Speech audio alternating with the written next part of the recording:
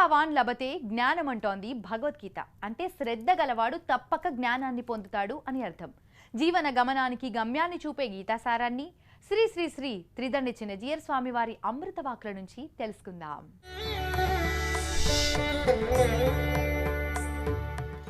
ఆపదామపహర్తారం దాతారం సర్వసంపదాం లోకాభిరామం శ్రీరామం భూయో భూయో నమామ్యహం.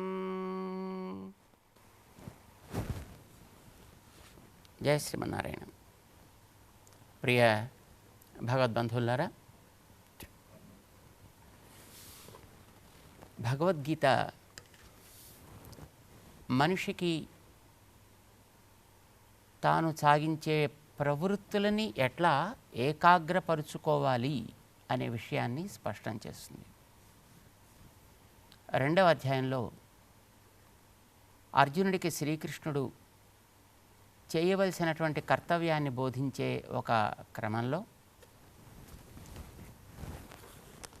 యుద్ధం చేయించడం అతనికి ప్రధాన లక్ష్యం.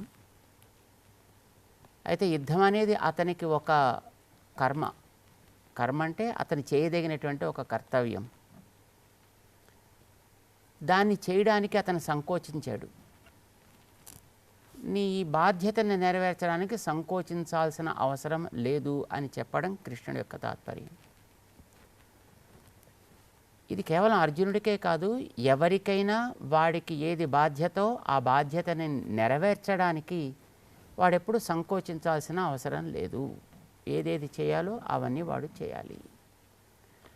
అయితే చెయ్యాలి అని అనగానే వాడికి 2 విషయాల మీద అవగాహన కలగాలి. అందులో ముఖ్యంగా ఇప్పుడు అర్జునుడికి ఒకటి, ఆయనకి దుఃఖం కలగడానికి కారణం తనకి దేహబంధువులుగాను తనకి విద్య నేర్పినటువంటి ఆచార్యులుగాను ఉన్న భీష్ముడు, ద్రోణుడు మొదలైనటువంటి పెద్దల్ని చూసి, ఇంకా సామాన్యంగా ఉండేటటువంటి మిగతా బంధువులని చూసి అతనికి దుఃఖం కలిగింది. అయితే వీళ్ళందరూ కూడా తనకి దేహానికి సంబంధించినటువంటి వాళ్ళు. దేహానికి సంబంధించినటువంటి వ్యక్తుల్లో కూడా దోషం చేసిన వాళ్ళు. వాళ్ళని దోషం ఇంకా ఎక్కువ చేయకుండా అక్కడికి ఆపాల్సిన అవసరం ఉంది కనుక, వాళ్ళే కోరి యుద్ధాన్ని తీసుకొచ్చారు కనుక, వీళ్ళ విషయంలో ఎన్నో రకాలుగా వాళ్ళు గతంలో తప్పులు చేసి ఉన్నారు కనుక, ఇప్పుడు వాళ్ళు తీసుకొచ్చి పెట్టినటువంటి యుద్ధాన్ని చేసి తద్వారా వారి దోషాలని అరికట్టడానికి, తద్వారా లోకానికి మరింత హాని కలగకుండా ఉండడానికి చేయాల్సినటువంటి యుద్ధం ఇప్పుడు అర్జునుడికి సిద్ధపడ్డది. అంచేత ఇది నీకు తగినది చెయ్యి అని అతన్ని ప్రేరేపించడం శ్రీకృష్ణుడు చేస్తున్నాడు. ఇది దేహంతో చేయాల్సినటువంటి పని. శరీరం అనేది ఒక సాధనం. ఇది జీవుడు కోరుకోకుండానే వచ్చింది. ఎవరికి మనం కోరుకోకుండానే మన శరీరం వచ్చింది. ఇది మనకు ఒక సాధనం. ఈ సాధనాన్ని మనం సవ్యంగా వాడాలి. ఎందుకోసం వాడాలి అని అంటే, ఈ శరీరం రావడానికి కారణమైనటువంటి వెనకాతల మనకి కర్మ అనే ఒకటి ఉంది. అది కనిపించదు, కానీ అది మనం నడిపించేది అని మనకి శాస్త్రం చెప్తోంది కనుక దాన్ని మనం విశ్వసిస్తున్నాం. ఎన్నో కారణాలను బట్టి మనం కర్మని విశ్వసిస్తాం. దేహాల్లో రకరకాల తేడాలు కనిపిస్తున్నాయి, ఆలోచనలో రకరకాల తేడాలు కనిపిస్తున్నాయి. ఇవేవి కూడా అది కలిగిన వ్యక్తులు తెచ్చుకున్నవి కావు, కావాలని కోరుకున్నవి కావు. కానీ ఇవన్నీ ఏర్పడ్డమే కాదు, అవి నడిపిస్తున్నాయి కూడా. అందుచేత దీనికి వెనకాతలు ఏదైనా ఒక కారణం ఉంటే తప్ప ఈ రకమైనటువంటి తేడాలు ఏర్పడవు. ఆ కారణాన్ని మన చేత పని చేయించేది కనుక దానికి కర్మ అని పేరు పెట్టారు. అది ఎట్లా ఏర్పడుతుంది అనడానికి వెనకాతలో పెద్ద సిద్ధాంతాలు ఏర్పడ్డాయి. ఎన్నో గత జన్మల్లో చేసినటువంటి అనేక కార్యక్రమాల వల్ల ఏర్పడ్డ సంస్కారాలన్నీ కూడా వాసనలుగా వీటి కూడా సాగుతూ ఉంటాయి. అలా సాగడానికి వీటితో పాటు నిత్యము ఉండేటటువంటివి కొన్ని సాధనాలు ఉంటాయి, పరికరాలు. అది మనస్సు, బుద్ధి, ఇంద్రియాలు. వీటితో పాటు కలిపి వీడు తిరుగుతుంటాడు. సంస్కారాలని వీటిలోనే ఉంటాయి కనుక అందులోంచి కొన్నిటిని కేటాయించి ఒక్కొక్క శరీరాన్ని ఇస్తే ఆ శరీరంతో వాడు ఆ పని చేస్తే ఆ కేటాయించినటువంటి ఆ కర్మల యొక్క వాల్యూమ్ అది ఖర్చు అయిపోతే వీడు తిరిగి మళ్ళీ వెనకాతలు ఉండేటటువంటి వాటిని అనుభవించడానికి మరొక శరీరానికి పెడతాడు. ఇదా శరీరాల యొక్క పరంపర సాగుతూ ఉంటుంది. అయితే మానవ శరీరానికి ఒక గొప్పతనం ఉంది, ఒక వైలక్షణ్యం ఉంది. అదేంటంటే ఈ వచ్చినటువంటి శరీరంలో కనుక వీడు గత సంస్కారాల గురించి తెలుసుకుని అవి ఎక్కడి నుంచి వస్తున్నాయి, ఎవరి వల్ల ఉంటున్నాయి, ఎవరి వల్ల కార్యోన్ముఖం అవుతున్నాయి, అంటే వీడికి ఒక శరీరం ధరించడానికి అవకాశం కలిగిస్తున్నాయి అని తెలుసుకుని దానికి తగినట్టుగా వీడు పనిచేస్తే ఆ వెనకాతలు ఉండేటటువంటి పూర్వపు సంచితానంతటిని కూడా వీడు తొలగించుకోవచ్చు. అది ఎవరివల్ల వస్తోంది అనేదాన్ని మనకి వేదం చెప్తోంది. దీన్ని నియంత్రించగలిగినటువంటి వాడు ఒకడే భగవంతుడు, సాక్షాత్తు నారాయణుడు. ఆయనే శ్రీకృష్ణావతారంలో ఇప్పుడు అర్జునుడికి ఎదురుగుండా ఉన్నాడు. దీన్ని భగవద్గీతలో ఆయనే చెప్పాడు కూడాను. ఈ దేహాన్ని, జీవుణ్ణి ఇద్దరిని కూడా కలిపేవాణ్ణి నేనే అనే విషయాన్ని ఆయన 7వ అధ్యాయంలో చెప్పాడు. ఒకదానికి అపరా ప్రకృతి అని పేరు పెట్టాడు, ఒకదానికి పరా ప్రకృతి అని పేరు పెట్టాడు. ప్రకృతికేమో అంటే ఈ శరీరానికి, ఇంద్రియాలు ఇవన్నీ కలిసి ఉండేటటువంటి ఈ సంఘాతానికి అపరా ప్రకృతి అని పేరు పెట్టాడు. జీవుడికి పరా ప్రకృతి అని పేరు పెట్టాడు. ఈ రెండు కూడా నా వల్ల సాగుతున్నాయి. యయేదం ధార్యతే జగత్ మే పరా ప్రకృతి. ఈ జీవుడనేటువంటి పరా ప్రకృతి కూడా నా వల్ల ఇది నడుస్తూ ఉంటుంది, దీనిలో చేరుతూ ఉంటుంది. అంటే రెండింటిని నడిపించేవాడు ఆయన కనుక ఆయన్ని కనుక మనం శరణాగతి చేస్తే, ఆయన్ని మనం ఆశ్రయిస్తే, ఆయన్ని మనం ప్రార్థన చేస్తే ఈ వెనకాతలు ఉండేటటువంటి కర్మ యొక్క నిల్వనంతటిని కూడా ఆయన తొలగించగలుగుతాడు. అలా చేయగలిగినటువంటి అవకాశం ఒక్క మానవ జన్మకి మాత్రమే ఉంది. అందుకే మానవ జన్మల గురించి చెప్పేటప్పుడు ఇది చాలా దుర్లభమైందయా, లభించిన అవకాశం కూడా చాలా తక్కువ. ఈ అవకాశాన్ని పాడు చేసుకోకండి, దీన్ని చక్కగా వాడుకుంటూ భగవంతుని శరణాగతి చేయండి. ఏమవుతుంది శరణాగతి చేస్తే అంటే ఆయనే గతంలో ఎన్నోసార్లు అనేక అవతారాల్లో ఆయన వాగ్దానం చేసి ఉన్నాడు. యోగక్షేమం వహామ్యహం, నేనే వీళ్ళకి సంబంధించినటువంటివి ఏది బాగోగులు కావాలో వాటిని నేను చూసుకుంటాను అని ఆయన గతంలో చెప్పి ఉన్నాడు. భగవద్గీతలో కూడా తాను ముందుకు వెళ్ళిన తర్వాత అనేకసార్లు ఆ విషయాన్ని స్పష్టం చేస్తాడు. అందుచేత ఈ మానవ శరీరం ఉండగానే ఈ జీవుడు భగవంతుడిని కనుక శరణాగతి చేయగలిగితే ఆయన గతంలో వీడి వెనకాతల ఎంతో జన్మ పరంపరలో నిల్వ ఉన్నటువంటిది ఆ కర్మ యొక్క కొండలుగా పేరుకున్నటువంటి ఆ సముదాయాన్ని అంతటినీ కూడా ఆయన యథా అగ్ని ఉత్థత శిఖ కక్షం దహతి సానల,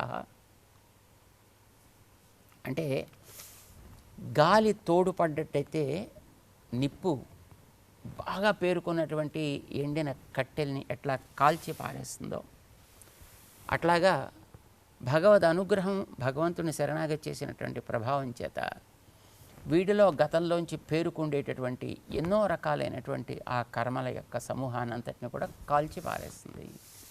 ఏమవుతుంది దానివల్ల? ఈ ప్రకృతితోటి ఏర్పడ్డ సంబంధం అనేటటువంటి జీవుడికి లేకుండా పోతుంది. మళ్ళీ ఈ పాడు శరీరాల్లోకి రావాల్సిన అవసరం వీడికి ఉండదు. అయితే శరీరంతో వీడు పనిచేయాలి. శరీరాన్ని పని చేయించే జ్ఞానం తన దగ్గర ఉంది. తన దగ్గర అంటే జీవుడి దగ్గర ఉంది. జీవుడికి జ్ఞానం ఉంది, కానీ ఆ జ్ఞానంతో వీడు పని చేయాలంటే వాడంతటి వాడు పని చేయలేడు. వాడికి ఏదైనా ఒక సాధనం కావాలి. ఆ సాధనమే శరీరం. ఇప్పుడు బ్యాటరీలో శక్తి ఉంటుంది, కానీ ఆ శక్తి బ్యాటరీ తనంతట తానుగా ఏం వాడలేదు.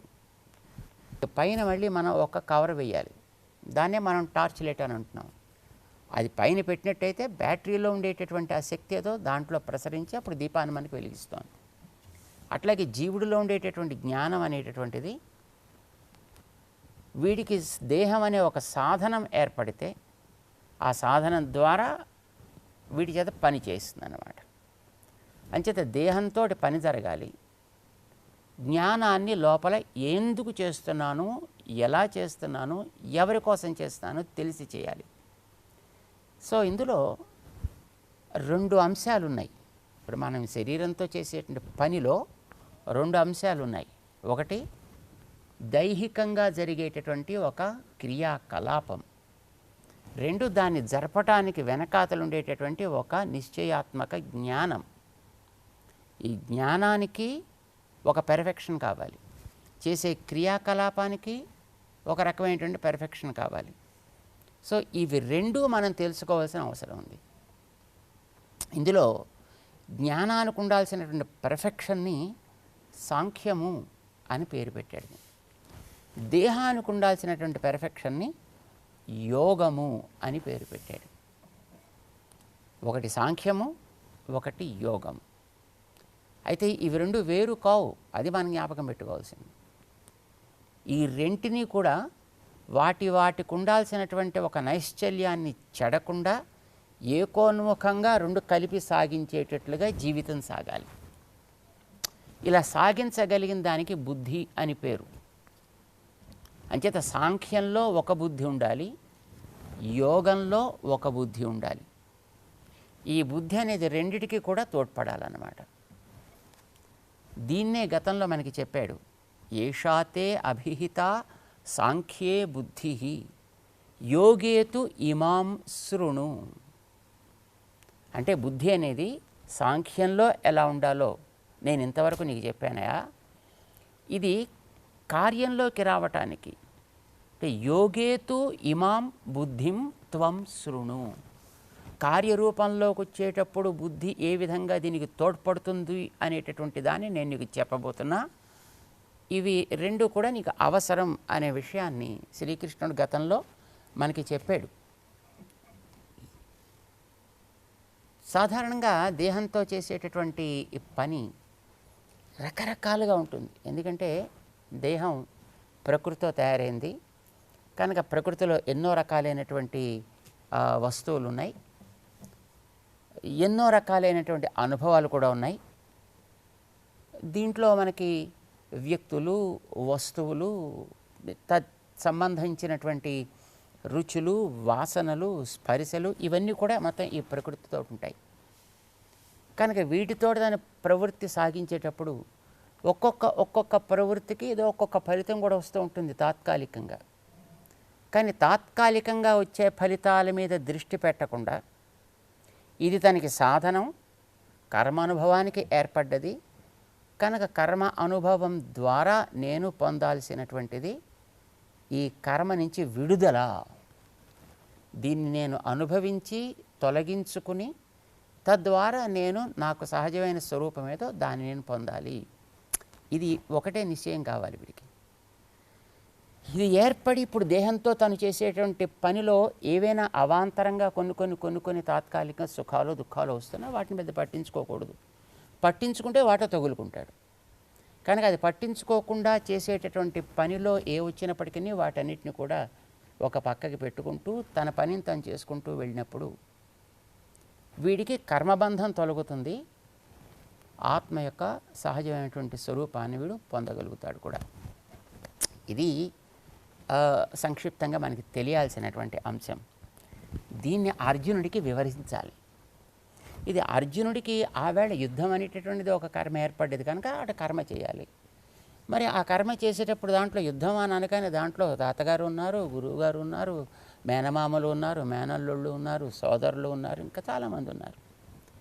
ఇది అతనికి దుఃఖాన్ని కలిగించింది. అయ్యో వీళ్ళందరితోనే ఎట్లా యుద్ధం చేస్తాను అని. అటు వాళ్ళందరితోటనే కాదు, చేయవలసిన పని ఏదో చేయాలి. ఇది అతనికి చెప్పడంతో పాటు సామాన్యన మానవ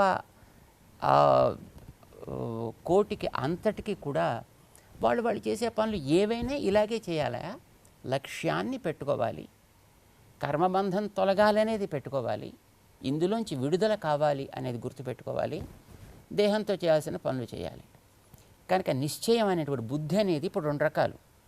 ఒకటి, నాకు దీన్ని విడుదల పొందడం అనేది ప్రధానము, ఇది ప్రధానం. ఈ బుద్ధి దీనికి సాంఖ్యంలో కావాలి.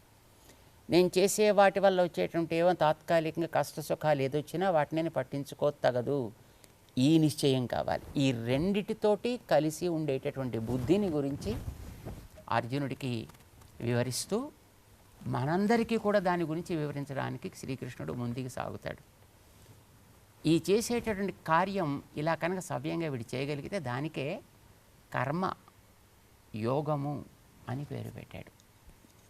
కొంచెం కఠినమైన పదం, కొంచెం బరువైన పదం అయినా మరి భగవద్గీత వింటున్నాం కనుక కొంచెం అలాంటి పదాలని గురించి కూడా మనం తెలుసుకోవడం మంచిది, అవసరం కూడా. తెలుసుకుందాం.